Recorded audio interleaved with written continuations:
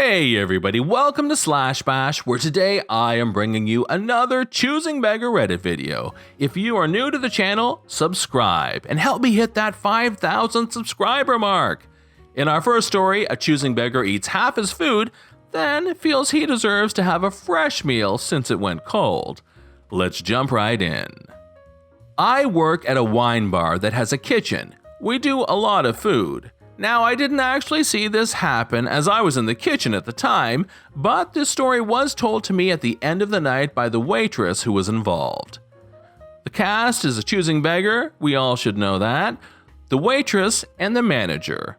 Some background. On the night in question, Choosing Beggar came into our wine bar with a female friend. They had a drink together and then the female friend left. Afterwards, Choosing Beggar was hungry, so he ordered a Cajun chicken burger. When the food arrived, he started eating it. Halfway through his burger, he stopped and went on his phone. He had a pretty long conversation, and by the time he was finished with his call, his food had cooled down. On to the story. Choosing Beggar calls the waitress over. "Excuse me, ma'am, my food is cold. Could I have a fresh meal?" He says, not letting the waitress say anything. "Sir, you have already eaten half your food, so I can't get you a fresh burger," she said. "What? I ate some of it and then I noticed it was cold." The waitress just stood there looking at Choosing Beggar. "Okay, if I can't have fresh hot food, can I at least have my drinks taken off of my bill?" He had 2 drinks and his female friend had 1, so the total of his drinks bill was 1.5 times more than the cost of the burger. "No, sir, I'm afraid I can't do that," she said. "Look, you had better get me some fresh food or take my drinks off of my bill, or I'm just gonna walk out." The manager, overhearing this, went over. "You can try that, sir, but if you take a little look around, you will see that you are on camera. You can walk out, but if you do, then I will have to permanently ban you from coming here. I will also notify the other establishments nearby to not serve you until you have paid. All the establishments on our street have strong connections with our owner. Also, these establishments are the only ones nearby for food, unless you want fast food." Choosing Beggar sighed and asked for his bill. He paid, but he left without leaving a tip. In story 2, a choosing beggar thinks if you are stupid enough to leave your car with her and leave the state, then you deserve to not be paid for it. In the summer of 2008, I was living halfway across the country from my parents when I got a call from my mom telling me that she'd been diagnosed with terminal cancer.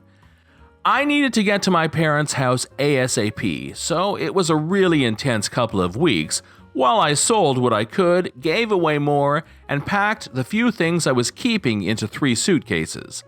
I had a car I needed to get rid of since it would never have made the trip to my parents' place, and I decided to fly. I had an arrangement with a local scrap place to come pick it up for $300 when a woman I'd known really well for several years named T found out and told me she actually really needed a second car for when her husband was at work, and it didn't matter that my car was pretty much crap. She said she was desperate and offered me $200 for it. Happy at the thought of maybe helping someone out, I agreed.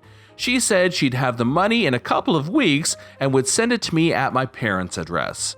Not a problem, it never occurred to me that she wouldn't be good for it since I knew she had a job and frankly, knew my situation with my mom, and it didn't occur to me that anyone I knew would take advantage of something like that.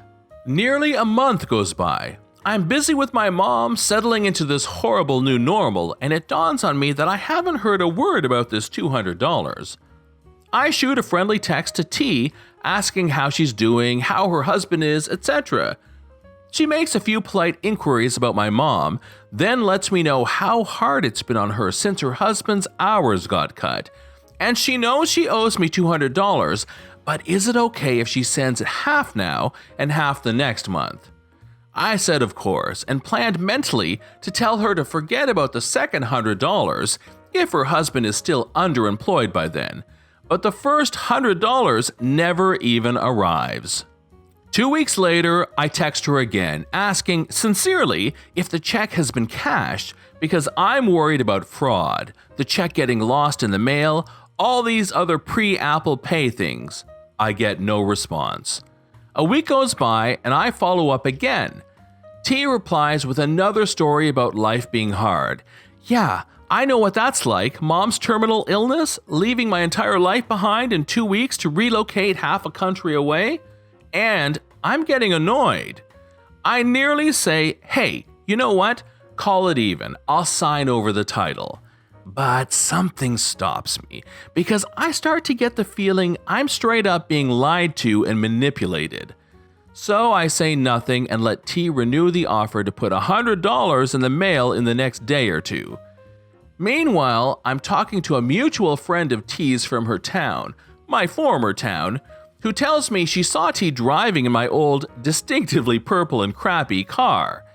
T pulled over and talked to her for a few minutes about the new video game console and games she'd bought for herself the month she told me her husband's hours were cut.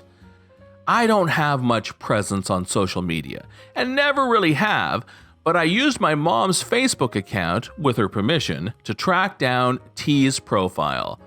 Sure enough, she's posting constantly about her Target shopping hauls, checking in at restaurants all over the city, basically being basic and conspicuous as flip about her spending. So now I'm mad. It's not even about the money. It's about the dishonesty and the fact that she knew if she just strung me along for enough time with sad stories, I'd give her the title and forgive the debt. And even with all this new info, I still almost pretended not to know and forgave the loan just to get this butthole out of my life forever. But I don't know what made me pause. The strain of the summer and the sheer awfulness of trying to take advantage of me when she knew I was going through some hard stuff with my mom, and that she had offered me the money in the first place made me so angry. So I texted her again. I tell her that I know she's been lying and has no intention of paying me, to which she responds, "Why do you even care? You don't need the car, and I do. You should just give it to me. You were gonna junk it." I remind her she offered me the money, and I agreed to the price even though it was less than I'd have gotten from the scrap place because she told me she needed a car for a cheap price. She continues to insist she deserves the car for free. So I bring up the fact that I still have the title and I will be repossessing the car even if it costs me more than $200 because now I'm angry and petty. She says she just put the check for $200 in the mail and I can go flip myself. I thank her and add that if the check bounces, the law in her county states that I could have her arrested and sent to jail. I knew people who went to jail for this when I lived in that county, and I tell her that I will pursue this if necessary. She tells me again to go flip myself, starts calling me constantly, and fills up my voicemail inbox with tirades about how I'm a bad person who took advantage of her and how I insulted her by even suggesting that she be the kind of person who'd write a bad check. Nevertheless, I somehow managed to sleep peacefully that night. Go figure. A week later, I received a check for $200. Not from her, but from her husband. They had separate bank accounts, along with a note which made it clear he didn't know she hadn't paid me and would have made it right sooner if he had. I promptly signed the title over to him. Apropos of nothing, I'm sure, I heard through the grapevine they were separated and divorced within a year. So, in the end, she never did have to pay for that goldarn car. I'm sure she smelled me coming, what with all the sunshine and roses that followed me around. The only thing that put that $200 in my bank account was the fact that her, not actually underemployed husband, didn't believe in taking advantage of my willingness to believe most people will be good when given the chance. And in doing that, he actually helped me regain my willingness to believe that most people will be good when given the chance. So, that's a win in my book. These days, I don't give loans and wait for a return. I only give gifts. So I still get to believe the best about people when I have a chance and the means to help someone out. I just insist on making the gestures no strings attached, and then I move on with my life. Makes things much easier since I can only control what I learn or get from a given situation, not how someone else is impacted by it. This is John from /bash. Thanks for watching. If you've enjoyed the video, hit that subscribe button. We'd love for you to drop a like, share it with your friends, and we will see you in the next one.